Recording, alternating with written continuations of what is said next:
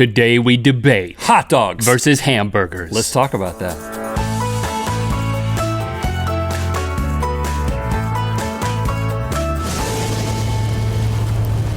Good mythical morning. Thank you for joining us today, and also every Saturday morning, because we've started releasing song biscuits. That's when we write a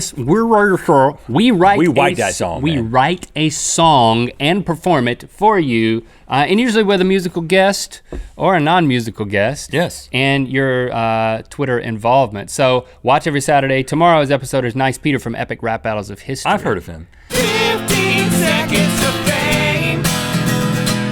5 seconds for that trail mix, literally on the trail. Put those rules to shame in 10 seconds. Make sure you check that out. But today, it's all about the debate. Now, we've debated a few things on this show during the Debate-o-Ramas that we do. Last time we debated cake versus pie. And you know what?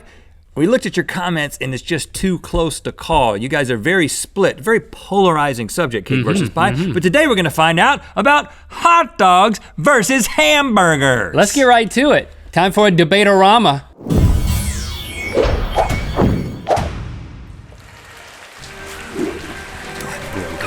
How's Brenda's gout? Oh, it's good. It's on its way. It's on its way out. Oh, the gout's on its way. All right, good morning, Mr. Rhett and Mr. Link. Oh, yes, of course. Good morning. Good I morning. hope you guys are ready to debate. We are ready. Because that's what we're here for, debating. Mr. Hamburgers. Rhett, hamburgers I and hope I got hot the memo dogs. correct. I'm taking hot dogs. I prefer.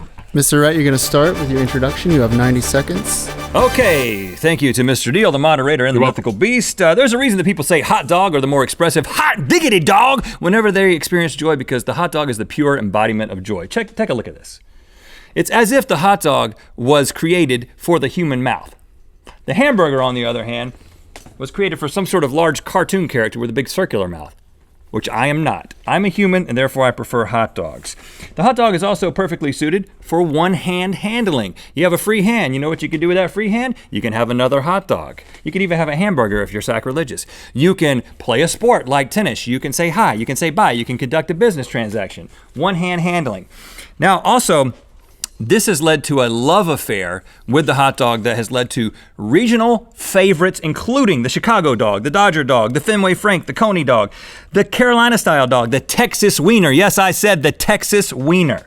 Have these places coined burger names? No, they have not. What does the guy at the baseball game say? Does he say, hamburgers, get your hamburgers? He says, no, step right up, hot dogs. Get your hot dogs, and that's because America and the world loves hot dogs. And I would like to take the remaining seconds of my 90-second opening address to let you consider the greatest thing mankind has ever invented, the corn dog. Just consider it. It speaks for itself. All right, thank you, Mr. Rhett. Mr. Link, it's time for your cross-examination. You have 30 seconds. Okay, Rhett, first question. Do you know how to eat a hamburger? I'm not a cartoon character. I have no idea. Not how you do it. Every time I pick it up, I'm like, what do I do? Are you suggesting that people of all ages, including children of a young age, should eat a hot dog while trying to play tennis? That doesn't sound dangerous at all. I said that you could, not that you should. And a corn dog. You could bowl too. You could bowl. I could bowl with a corn dog. I did consider it, and what I concluded was that they had to come up with some way to hide the dog, and they covered it in corn. Yeah, it's right in there, and it's delightful. Thank you, human. Thank you, humanity. Mr. Link, it's time for your introduction for... Yes, of course. I'd like to thank you, moderator, for giving me this opportunity, as well as you, audience, for being amazing. I'd like to thank you, Rhett, for arguing for hot dog. Not an easy thing to do. Yeah, you're going awesome. Up the creek big time. Hamburgers. There's a reason why fine establishments everywhere serve them, because they are classic and they are tasty. Stacked layers of savory flavors deliver the entire food pyramid to your palate in every bite. And yes, this is how you bite it. They're easy to eat. All the toppings are protected right in there. A hot dog, if you don't open your mouth big enough, all you're gonna do is rake a bunch of toppings up your nose. It's happened to you, I know. You can eat a hamburger upside down or right side up. I have never seen an astronaut eat a hot dog. They're stackable. You can stack the burgers all over the place, millions high. The only thing you can do to make a hot dog bigger is to make it longer until it gets offensive. They're flippable. It willingly submits to being evenly cooked on both sides. Evenly grilling a hot dog requires Cirque du Soleil level coordination.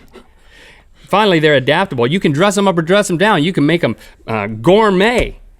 Hot dogs on a menu is like putting a scratch and sniff sticker on a Mona Lisa. I would like to take the rest of my time to present Exhibit A GIF of actual hot dog manufacturing. Take a look at this. Ponder it.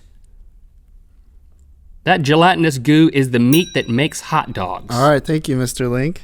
Ponder it. Mr. Link. Don't look away. Oh, you want to look away? No, I can look at that all day. It's just hot dog meat. Mr. Rhett, it's time for your cross-examination. You have 30 seconds. I can't help but notice, Mr. Neal, that when you said this is how you bite it, that you did not bite it. You didn't bite the hot dog either. Well, but I didn't say this is how you bite it. I just said it was made for the human mouth. The second thing I want to point out is, yes, maybe that footage is unpleasant to look at. Maybe. But you got to think.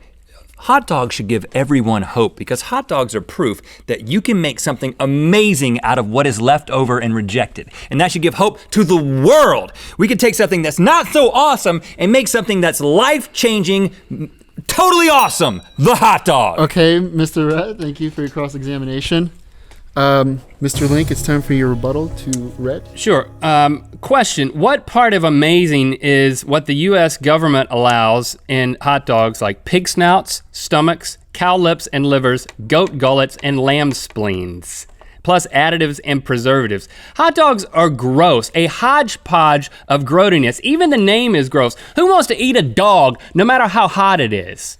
What about a wiener? It's not an actual dog. Come on, hey, that's a low blow. It's not an actual dog. Here's my question for you, buddy.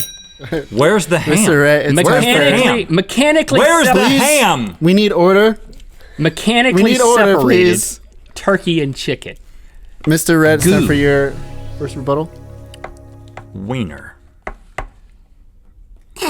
Yeah? I mean, how often do you get to say that? You know? How often do you get to say that? I'd like If you want to get a laugh in kindergartner on this show often. You can't say the word wiener without making somebody smile. Look at everybody smiling around here. And that's what you get to say every time you order a hot dog, if you want to. You get down in Texas, you get the Texas wiener. Did I mention that? And Yes. and nothing like a little bit of humor to go a long way to make you smile and enjoy your meal. Who cares what's inside? It makes you smile. All right, thank you. That's right, you need comic relief if you're gonna try to get a whole hot dog choked down. Hot dogs are hazardous. Point one, we all agree they're not a health food. Carcinogenic preservatives, much. That's only some dogs. Point two, Only some dogs. they are a proven choking hazard for young children. It even says so on the packaging. You slice them in half like my mama did. Point three, I'm adding carpal tunnel syndrome. To get one of these things in the right, it's like my wrist is, it's pain, I don't know how come to- on, it's not hard to eat a hot dog. Yes, Look at this one, it's on a stick. my wrist. All right, thank you, Mr. Link. Rhett, it's time for your final rebuttal. First of all, his time has started. low blow. You're talking about health. Your little burger over there is full of red meat, which causes colon cancer, heart attacks. It's like the #1 cause of all the crap that happens to people. Sends people to the grave every single day.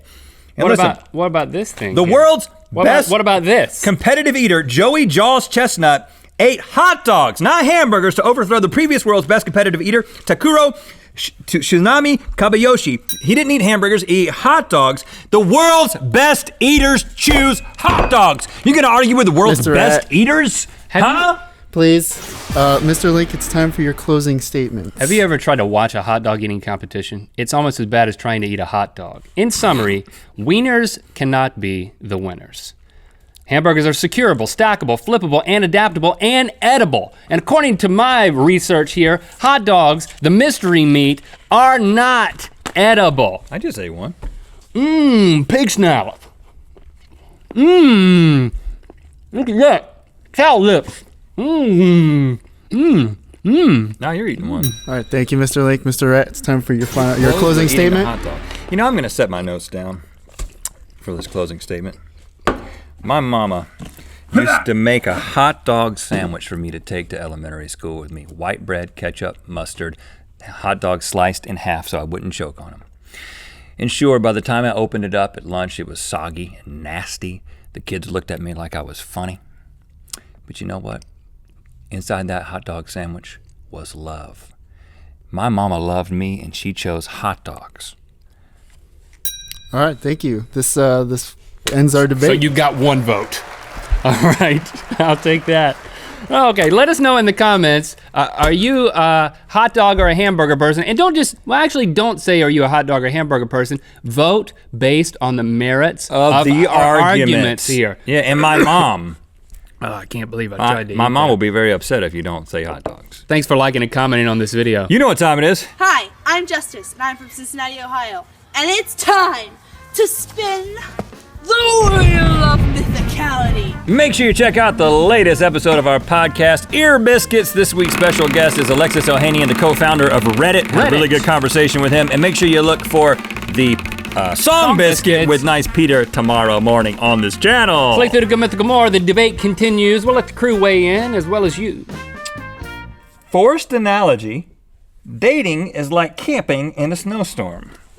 You know, dating is a lot like camping in a snowstorm. You need a tent, and you gotta make sure it's warm enough. And you need another person. Yep. And if you expose yourself to the elements, You'll die pretty quickly and of you'll regret it embarrassment. forever. When I look at that gelatinous stuff coming out of that pipe, I think to myself, how do they make it taste so good? How do you make pig lips and cow tongue and bile taste so good?